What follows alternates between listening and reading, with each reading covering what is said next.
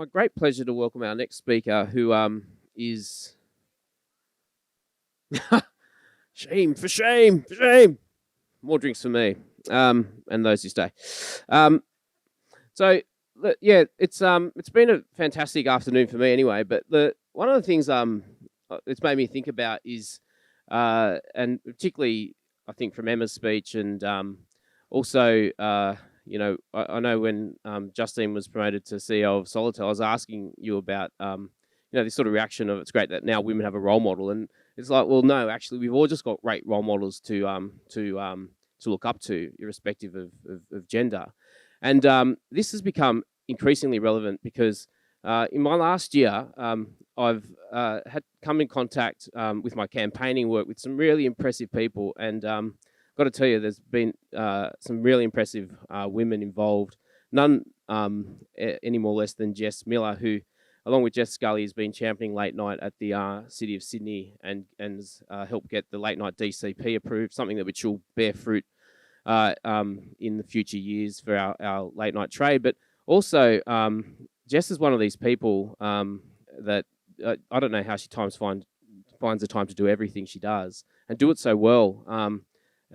So she's currently on the City Council. She was Deputy Lord Mayor last year, and somehow in amongst that and chairing a bunch of committees, launching new projects, she decided to do Sydney Doesn't Suck, which many of you would know as that campaign. So she's here today to talk to us about it, and all I can say, we're blessed to have you in this city, and I'm looking forward to hearing you speak. Please welcome Jess Miller. That was such a nice intro. I'm going to carry that all the way to Monday night when I have a council meeting and people will be saying how shit I am. So thanks, Mike. Clicker. Okay, so Sydney Doesn't Suck. Here we go. This is me. This took about 4 hours in makeup, and largely because I ended up doing it because nobody else would. So I dressed up as a seal. Why on earth would you spend 4 hours in a chair to dress up as a seal? Well, basically, okay, there's so much plastic in the world. There is a crap ton of plastic in the world. You all know it. It's an issue. Our previous speaker confirmed the fact that people are expecting less crap. We don't have anywhere to put it.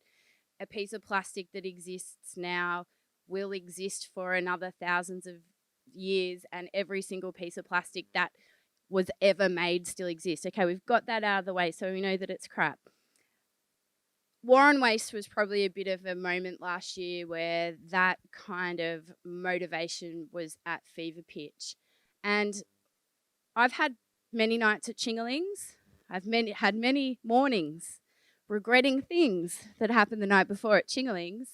But this wasn't one of them. One night at Chingalings, I came across Tosh, who was off. Is Tosh here from Chingalings? No, too bad. He is the inspiration and muse for Sydney Doesn't Suck.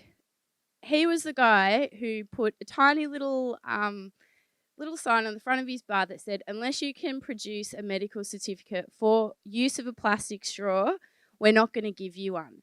And 3 beers in, I'm like, you are so amazing. You're just the best guy. Anyway, the conversation wasn't as loose as that, but it did lead to him telling me that that wasn't the only thing that they were doing at the bar.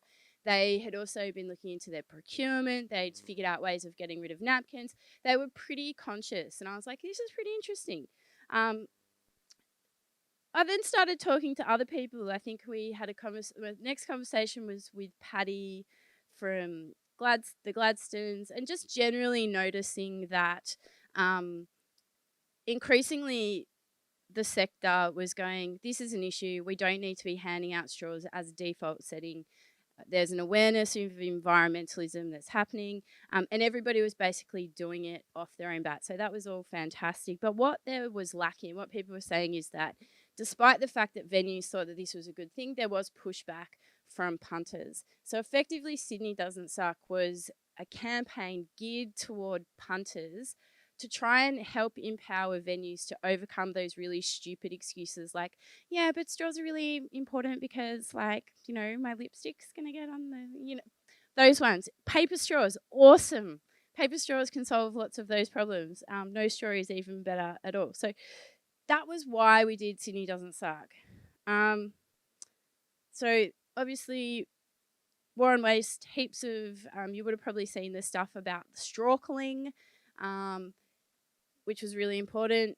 I think there's a few people here that are there, but that kind of very much put it on the agenda. And I would be dishonest if I said that it was probably largely motivated by opportunism that the campaign came together. This is a little bit of a sobering and quite boring image from the City of Sydney's Leave Nothing to Waste report. This is what council's approach to sustainability problems generally looks like. But as you can see, the accommodation and entertainment sector make up 53% of the waste disposed within the City of Sydney by weight.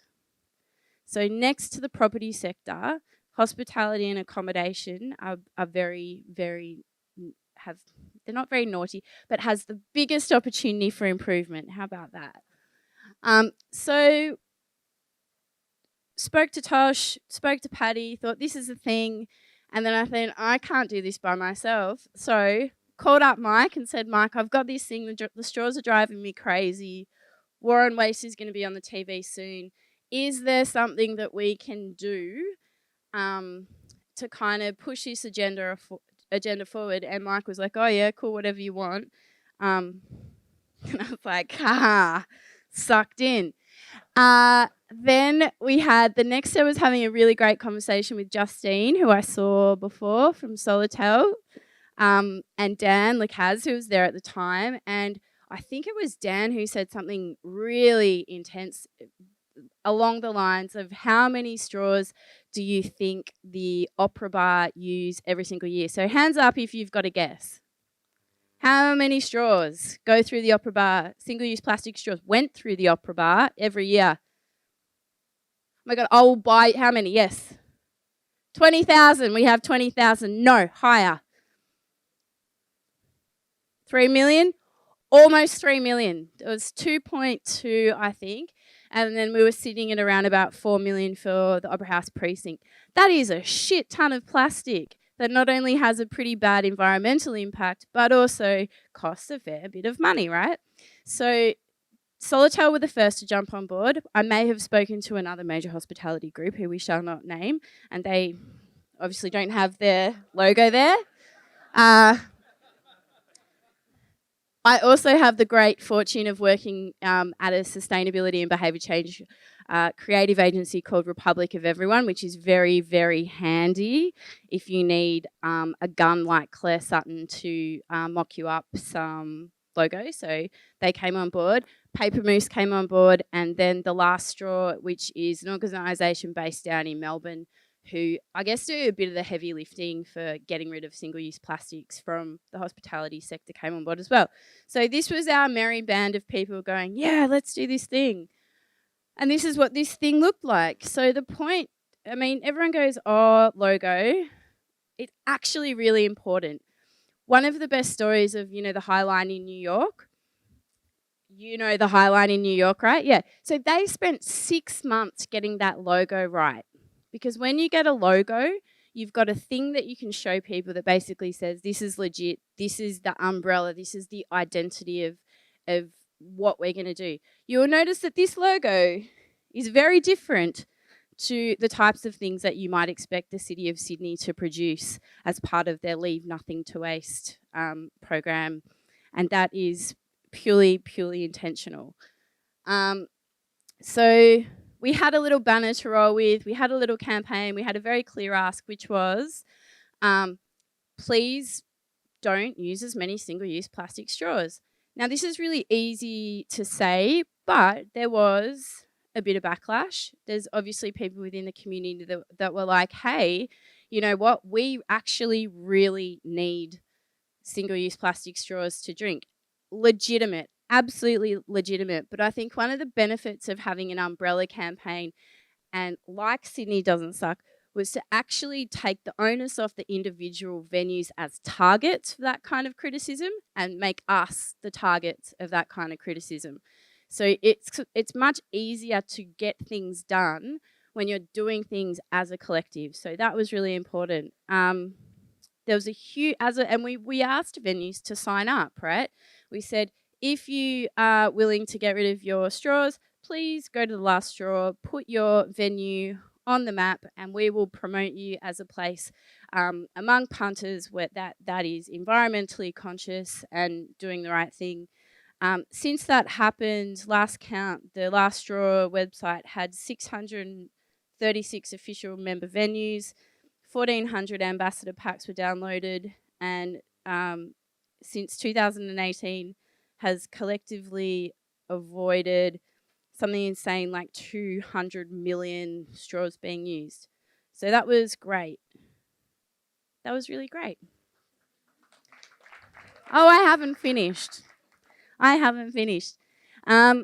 So from the little things, the big things grow. We got the whole Opera House precinct. And like, this is the thing about if you want to do something big and I guess address things on a structural level, you trade off little people to get the big people. And so I may have kind of said to a few people, hey, you know what, they're about to sign up, so you should too. It would be really embarrassing if you didn't, and it worked. So before we kind of knew it, we had some good members and sign-ups from like not just the awesome legends like Chingalings, but the ICC. So if you're looking at a venue that is really able to make impact on single-use plastic, ICC is a good one to have in your corner. And the theory behind this thing, and this is my sort of advice to anybody who wants to do a thing that, whether it's, you know, behaviour change, if you've got a good idea, whatever. There's this bloke called BJ Fogg. He's really smart. He says that the only way to get people to change your behaviour is to have 3 things happening at the same time. So the first thing you need is motivation. War on waste at this time provided the motivation among the general population to actually do something about the issue. Ability. You need to give people a thing that enables them to trade in their motivation into an action. So refusing a straw, make the keep cup easy, make the lunchbox instead of all the plastic stuff stylish, for example. The other one is triggers. Triggers is keeping on reminding people that they have to do the thing and annoying them, basically. Like if people have a high level of motivation and it's easy to do, but you don't keep pestering them to do it, then they just stop doing it. Likewise, if you keep pestering to do it and they're really motivated but it's really difficult, they don't do it. Or if something's easy to do and you keep reminding them to do it but you're not reminding them why they're doing it, it doesn't happen. So that's the kind of theory behind the campaign. It got a bunch of media thanks to, I think the collaboration with Time Out was really important, and also going out with a decent piece of content. I think I basically gassed all of the favours that I've like ever asked of anyone. I'm out of favour asking. And the reason I am so is because we wanted to make this video. So this is the video that they're going to play.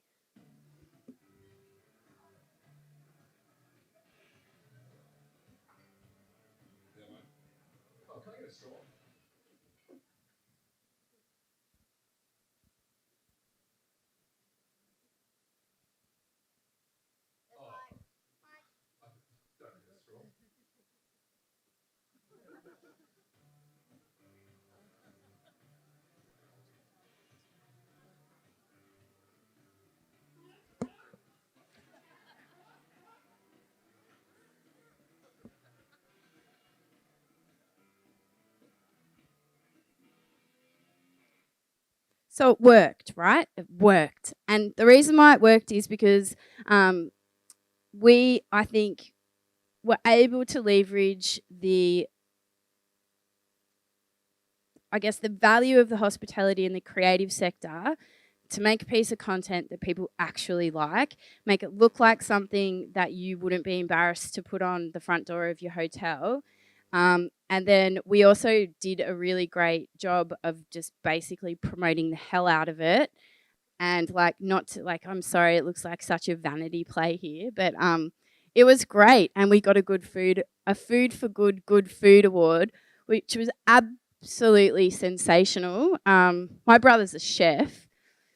He's so pissed off with me, but sucked in. Food's not good enough, evidently. He's in Melbourne, so it's okay. So I guess the big question then is like, well, okay, what next? We've come up with a model. We've found an issue that we can collectively tackle. We've come up with a theory of change. We've demonstrated what types of good things collaboration can achieve. I don't have the bandwidth to kind of continue to do that because I have like other things that I need to do, like work.